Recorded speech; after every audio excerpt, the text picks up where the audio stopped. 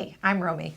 And I'm Nicole. Welcome to the Her Pursuit Pod, where we share our journey of building our business, The Daily Drip, a dynamic media platform that provides content and community for more than 4,000 South Florida female CEOs, founders, business owners, executives, and professionals. Whether it's through our newsletter, events, or this podcast, our hope is to inspire your next big move and arm you with the tools you need to crush it. So tune in on your drive to work, wind down with us after a long day as we share our journey and the journeys of other remarkable business leaders on Her Pursuit. Hi, everybody, and welcome back to another episode of Her Pursuit.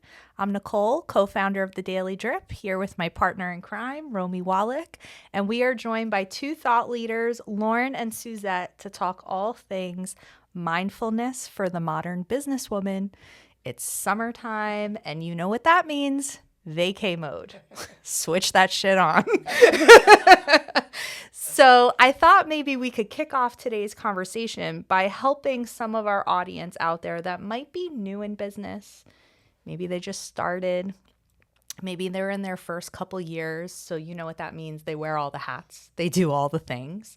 So I thought maybe we can kick off the episode by talking about how do you guys prep to leave your business or take a break or go on vacation? What kind of preparation, planning do you do to get ready for summer? So this is really timely. I just took a quick trip and it is not easy. Like it was a 3-day trip that spanned a weekend and it was still not easy. I mean, the time just going into emailing everyone, making sure your list is ready to go, having the team have their things to do while you're out of town, you know, just, I don't know, and the mindset piece of, okay, I'm going to be gone.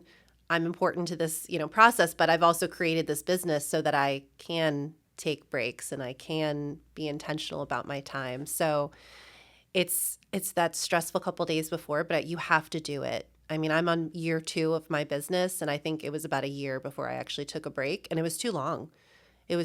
So it's so important to make sure that you are taking the time. So for me, it's just being super organized, having my, I call it my drop dead list. Like everything else on the list can just disappear. These are the 5 things or the 10 things that must happen, and then I log off. I love that, a drop dead list. What a good tip. I feel like we have some semblance of that because you and we do. Well, I have some semblance of that, but we do because with the nature of the Daily Drip business, Romi and I kind of live our life one deadline at a time, right? Like one initiative at a time. We have International Women's Day, March every year. We have our magazine launch party every year. And then we have smaller initiatives month to month all year long.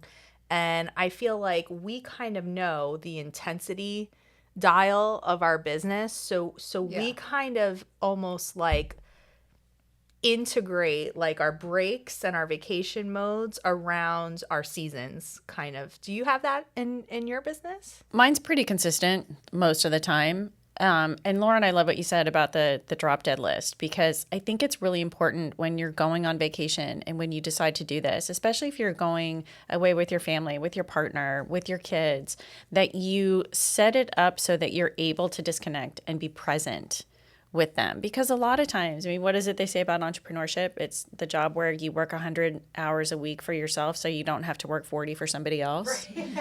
So true. And, so true. Right. And, I remember back in my previous life when I was married, one of the biggest fights my husband and I got into was the fact that I was working when we were on vacation.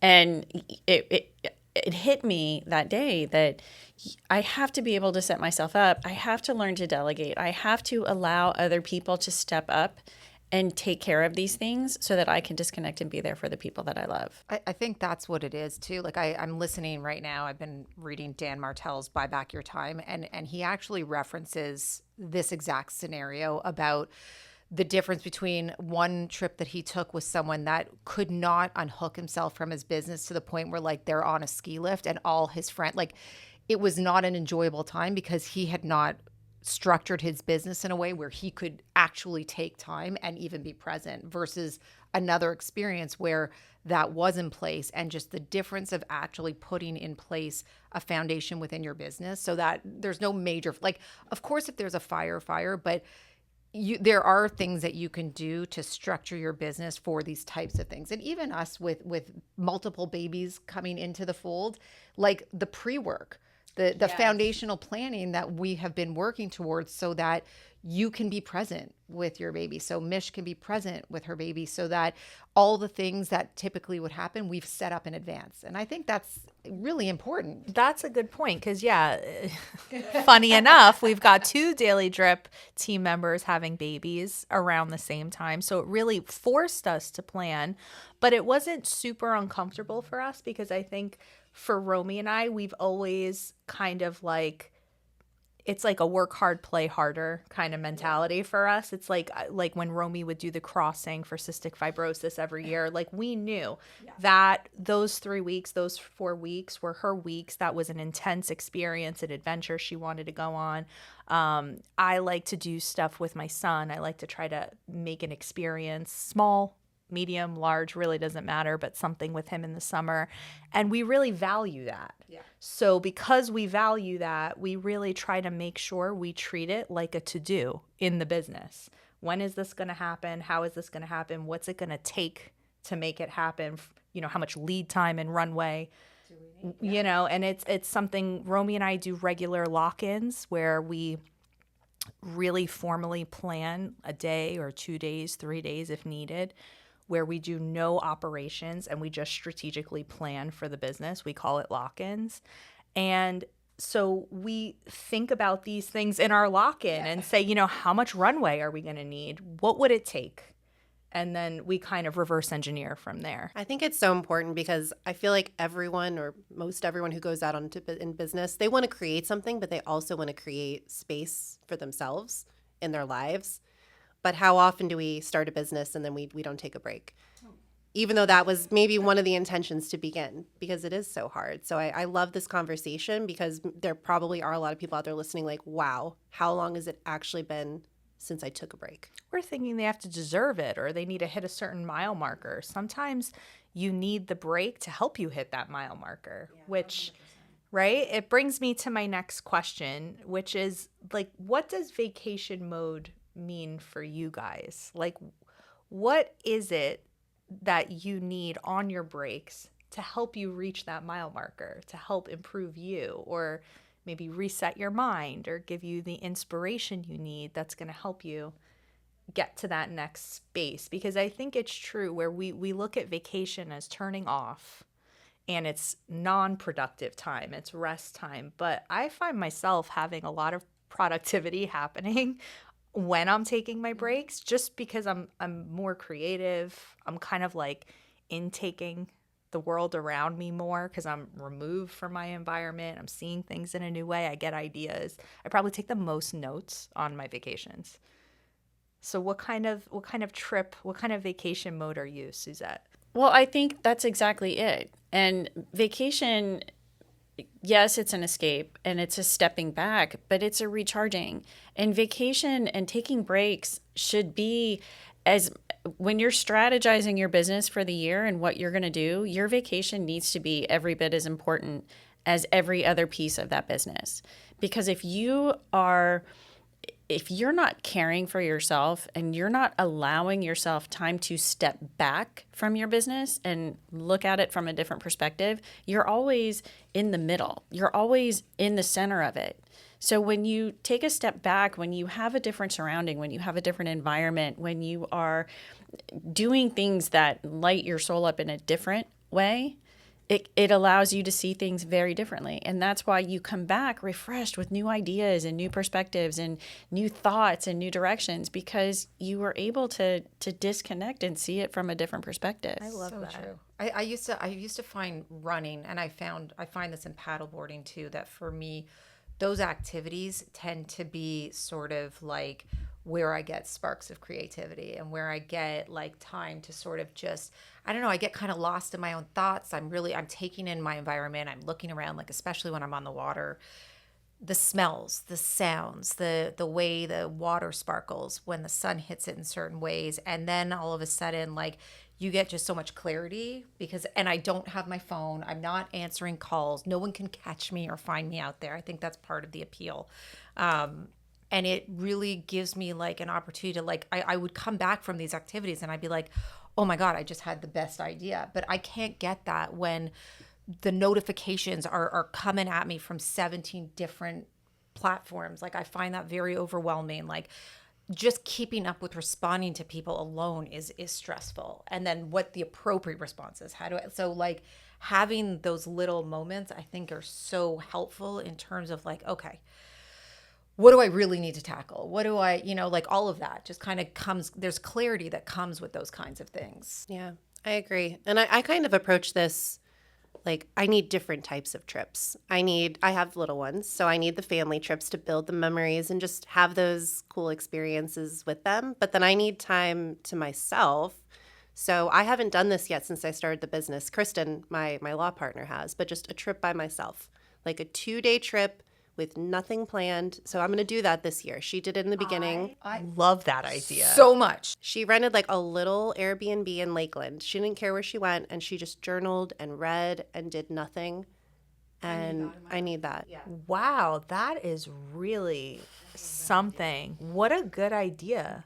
Do you know Because how my as family much as- responds to that? It's because you hate us. That you just want to get away. I'm like, no, that is the dream. Alone, hotel room, robe, girly movies, like that kind of stuff with no agenda. no agenda, nowhere to be. Eat what I want to eat without having to worry about what everybody else is choosing, eating whatever they picked by default, even though you hate it. Like all those things. Yeah. Or even just going to a restaurant by yourself. I was thinking about that. I did that years ago, and I just sat at a restaurant in DC and I ordered like 5 dishes over a couple hours. I had all this time to kill, and I just watched people. I put my phone away and I just people watched. We need that. I love it because I think we're all like, I don't care what business you're in. Most of them involve a lot of social interaction. Mine definitely even more so than maybe the average. But like having the opportunity to literally just like be with yourself, like not answer questions, not have to be on, not have to entertain or talk is like, it's so. I don't get it. I got to do better at that because I'm literally getting excited thinking about it. I'm like, and I don't even remember the last time I did it. I love, though, what you just said, because I think all of us, we might have a favorite, like whether it is we like to escape or have an adventure or go on a retreat or, there's all these different types of vacay modes, the staycation, right? But I think you bring up a good point. I think especially as like a working mother, you do need these little ones because like when you're traveling with the kids or when you've got a lot of people in a group, sometimes the easiest thing to do is just staycation it, go to a hotel on the beach, rent a house, whatever it is, and there's no agenda and there's no pressure, and it really is truly quality time being together. But then there's the flip side of exploring new places. Like for me, if I'm in a new place, especially if it's around like travel or entertainment, like a restaurant, a show, things, I am watching everybody and everything. Like I'm watching how people interact with signs. I'm looking at menus and how menus are laid out and positioned. I like to like take in the vibe of a restaurant. Look how they did this. Look how they put that there. Look how these people are taking pictures in front of that. And that's why they want to Instagram this. And it's like I just download all of this. And then poor Romi, I come back and I go, okay, we're going to do this. This is not a vacation. Like, she just says, don't go away anymore, please. Come back with so much homework. But it's true. It's really inspiring to see like how other people are doing it and be on the receiving end instead of constantly being the host or constantly being the person putting on the event or hosting the event, but to be a guest and see what it feels like on the other side. Then you can kind of go back to your drawing board and say, how do I create that feeling for my people? I liked that feeling. I liked that experience. I wanted to take that picture in that moment. How do I create those moments for people, for us? So I feel like in that way, it could be really productive to go on vacation because unless you remove yourself, you don't get those opportunities in the day-to-day. Yeah, and I feel like traveling, especially traveling with young children, can be just a different level of stress because you have to make sure you have all your stuff and your partner stuff and your kids stuff and everything's planned, and kids need to be entertained. So that can be like a whole other different type of stress. So I love, Lauren, what you said about just sometimes you just need to do something for yourself and just get away and escape and not have to think about what anybody else wants. It doesn't matter what they're having for dinner because you're not there and it's not your problem. And you can have a bowl of cereal, you can order French fries, you can whatever you want, because there isn't anybody there to tell you different. And traveling with kids is so wonderful for all the reasons, but there's a difference between a trip and a vacation. And when you go away with your kids, that's a trip. It just is, because 100%. And I think we are naturally like just built to want to make sure everyone has the best possible experience. Like no one doesn't want everyone to have the best time. So your vacation is more of a trip because you care so much that everyone else, like there's no real downtime on a family trip. And I think part of the struggle with that is we're so conditioned to believe that we are not productive unless we're making ourselves crazy, and giving ourselves permission to just disconnect and just be and be present. A trip with your family, yes, you do need to make sure all the things are done, but allowing yourself to step into that space of permission where, listen, if it all burns to the ground, as long as you come home with the same number of kids that you left with, like it's a success, right? So just how many of your kids are going to remember, oh yeah, so like we were late for this one thing, and no, they're going to remember the beautiful times that you created together as a family. But we get so stuck in the, oh my gosh, well this, all these things have to line up. And it's just, I think, a really beautiful space. To me, vacation is being able to disconnect from the pressure, come out of the fight or flight for a little while and just be. That's what my trip with Josh was like last year. And I liked the fact that there was a lot of unstructured time, because all I could think is what I need if I'm going to disconnect, the last thing I want to do is be captive to a calendar and appointments. That's what my everyday looks like. So for me, I don't want to open up my calendar on vacation and see, oh, well, we have to be here and we have to do that. It's like, what are one or two signature things that I know I want to make sure happen on this particular excursion? But beyond that, let's just have no agenda. We'll eat whenever we eat. I don't want lunch and breakfast and dinner reservations all over the place. I don't want scheduled excursions all over the place. I need the flexibility to not have to be anywhere, not have to do anything. I will get that is so much more for like how I re-energize versus like the over programming. Because every day of our lives is over programmed. And especially when you are working and have kids, your whole calendar is just appointments to meetings to team things. It's constant. I think it's just amazing what you notice when you don't have an agenda. It's amazing the thoughts that happen in your head, the things you observe and stop you. It's kind of like a coming back to you in a way. It's like these are the things that catch my attention. Like I will notice these things at places and people. Even if it's with I'm with family or friends, like I'll take notice of things about my husband that I live with this man, but like I'm not noticing anything. I'm just going through the motions, one thing to the next thing to the next thing. But it's only like when there's no agenda, there's nothing going on, and it's like all of a sudden I'm just like taking in things in a whole new way. I don't think humans were meant to be as structured as we are, or to be inside and sitting as much as we are. We need to be out and creating and just taking it in. Otherwise, what are we doing all this for? Yeah. Honestly, it's the creativity. And I remember you saying to me, we talked about this, and this is like probably, I think we were like maybe in year 2 of building this and setting up the time, like where you're like, I am so busy all the time doing that I don't have any time to be creative. And for you, that was such a like, it was like eating at you. You're like, I need space for the creativity, like for what got us to here.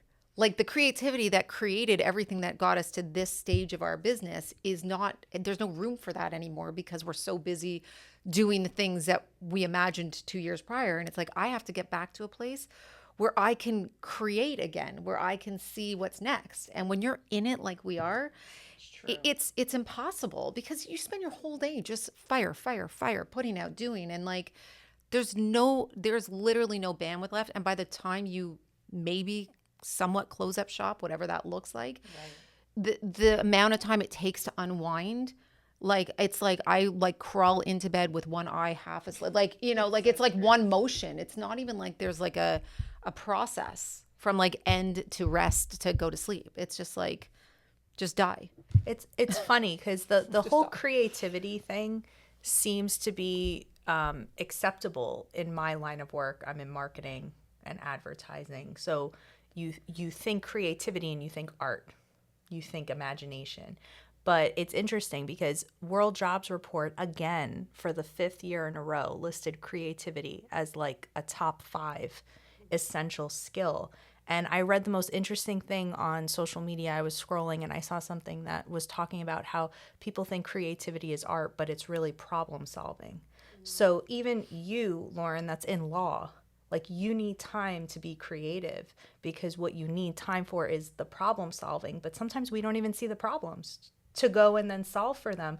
Like Romi sometimes will default to me on like the creative, innovative, like what's the direction, but even she needs the time to like take in her observations and say, wow, this is a problem that we could solve. Yeah. I'm noticing this pattern. What if we did it this way? What if we did it that way? So I don't think it's an artist's responsibility. I don't think it's, you know, there's any one person that is responsible for the creative engine of any initiative. It's like we all have to be creative. We all have to be problem solvers. And in order to solve problems, you have to be able to first notice them. Then you can begin the work of solving them in a unique way and putting pieces together in a different way. And so for me, just the nature of the work we do is why I recognize it's so important for me to attend things as a guest. We went to Aspire this year. We've said we need to start going to more conferences. I'm trying to go to shows, like, you know, what's happening at Broward Center, concerts. Like Frank and I will do this like restaurant roulette where we'll say, okay, what are you in the mood for? Mexican? Okay. And he'll go on Yelp and we'll find a place we've never been to. We'll look at the ratings, look at the reviews. What are they good for? And we'll go.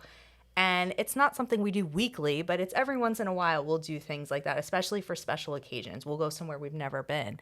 And for me, I'm like, he gets so annoyed because I'm like, look at how cool this menu is. Look what they did. Like they made the reading of the menu a unique experience. Like, it's just interesting to me, but that's what I find for me. But I think it's important that we all own our creative caps and do what we need to do to bring that out in us or kind of like facilitate that kind of thinking, because I think our businesses need it. It's funny you say that because when I transitioned from going from photography, which I was an actively working photographer, into financial services, people are like, I don't get it. Like, it doesn't what? And I was like, financial services was still creative. It was still putting me in a position where like I had to figure out the solutions. Like there was a creativity component. And it's so interesting that you say that because I knew it. I identified it. I still got the same level of sort of, you know, excitement and enthusiasm around it. But it was completely different from what I had been doing. Like it was arguably, yes, photography was more artistic, but it was no less creative than like financial services, no less creative. And to your point, it was the problem solving. It was like, okay, here's this situation. Like, what are the different ways we can solve for this family? How do we support? How do we, you know, like I loved that element of it. And yeah, people are like, I don't get it. I was like, it's a thing. It's a thing. Like I hear you both creating different things for your businesses, different initiatives, projects. Suzette, you have a big project that we're working on this year, right? But I thought even as the way you were approaching that was after so much time away, so much reflection time. Like last year you went in the mountains. Like you really like just completely removed yourself. We all knew you were working on something. There was something marinating and brewing there. And then all of a sudden you called me and you said, I'm noticing this pattern. I'm working with so many women and I'm helping them resolve or talk about or work through issues that happened when they were kids and teens. How do I get to the kids and teens and prevent them from becoming these women that need to do this work. And I thought that would have never happened if you hadn't have taken that time to reflect on all the work you've done. Yeah, because we get very much into what we're doing and you're immersed in what you're doing. And this is why, when I hear you and Romi talk about your lock-ins, being able to do that is critical, because if you're in the same environment every day and seeing the same things, you're going to have the same responses. You're absolutely right. Building a business is creativity, because the person that you are now got you where you are now. But if you're looking to level up and go someplace that you've never been before, you don't have the experience. You don't have I'm not going to say you don't have the knowledge, but it's not from experience. Like, you have to create your way into what that next step looks like, because you've never been there before. People talk about imposter syndrome. Imposter syndrome, I think, is the greatest thing, because it means that you're stepping into something where you've never been before. But you can't get there by just continuing to do everything that you've always done. If you continue to just do, rinse and repeat on what you've always done, you're never going to move forward. The unlocking that happens for us in those lock-ins is it really is like, it's powerful, and you get a different perspective. When I was in the mountains and talk about paddling on this lake, like just laying there in the middle of this lake, like on my paddleboard, looking up at the sky, and just like, first of all, this is the life that I want. So how do I set myself up to be able to come back into this? But that's where it's like and I'm sure somebody more scientific than me could better explain this, but that's where the creative part of your brain comes online. It is. It switches on. You can almost feel it. It's this like heightened awareness and in tune with your surroundings that you just can't get in your office or your regular workspace. Like, so Romi and I started doing lock-ins, I would say maybe quarterly? yeah, from the get-go. and then as needed. And then as needed. But we pretty much were committed from day one of the Daily Drip that we were going to extract ourselves from the day-to-day minutia and operations and have just critical thinking, strategic planning time. And we would do that in our workspace. And then one day we were like, you want to just go to the beach? It's so nice out. And we did it at the beach. And I remember thinking this was probably one of the most productive lock-ins we've ever had. We had so many laughs. Like, we were just, we were surrounded by so many other things that were triggering our imagination or bringing things up for us. And then our most recent lock-in, we decided to go to a hotel overnight. And we're like, okay, we need more time. Let's just really remove ourselves. And it was so funny because I started noticing how we would over schedule the lock-ins then, as far as, okay, here's all the things we need to talk about and work through, right? So now we're in a slippery slope here, right? That's not what the lock-in is supposed to be. I mean, we're supposed to have a loosey-goosey agenda, but the idea is to see what comes of it, like what's born out of the session. And it was so funny because we did the overnight one, and we were so burnt out and so physically exhausted from what that quarter had been that the first day, I think we crossed one thing off the list. That was all we could get through. The rest of the day was just like, can you believe what we just did? Like, can you believe how we did it? Can you believe, like, it was just such a processing. We processed together. And then it was like we needed that, because then the next day was like power hours. We were like, okay, and now this and now that. But it's funny how like the brain like needs this like intensity dial of stimulation. And sometimes like productivity or just like workflow stuff is not stimulating. You're on autopilot. So you need to like jerk it a little bit to like fire it up again. It's like, wait a minute, I need to like be thinking. And I think that was a good way of you saying it, Suzette, is like giving yourself a different angle to look at your own business instead of you being at the center of it. Coming outside and looking in is like I think, really powerful. And taking time to process, wow, we just did all of this. How often, I mean, I know we talk about this all the time. Do we just move on to the next thing? But it's like we can also learn from how it went. We can grow from it, but also just be impressed. Wow, look at what we accomplished. Like, we actually did it. That in and of itself should be a moment to kind of take in. Like, good, bad, something in the middle, doesn't matter. Like, just even taking that opportunity to just say, like, I did this. Take away all the evaluation around it, I think, is also helpful. I think this is just so important. So if we had to leave our audience with anything today, what would you leave them with as they're heading into their summer slow season? Maybe if they've got vacations on the books, maybe they don't. What would you say to someone who's listening to this episode right now, who's a young entrepreneur or, you know, starting something in their business, or maybe they're in their career, they're in corporate, but they're gunning for something?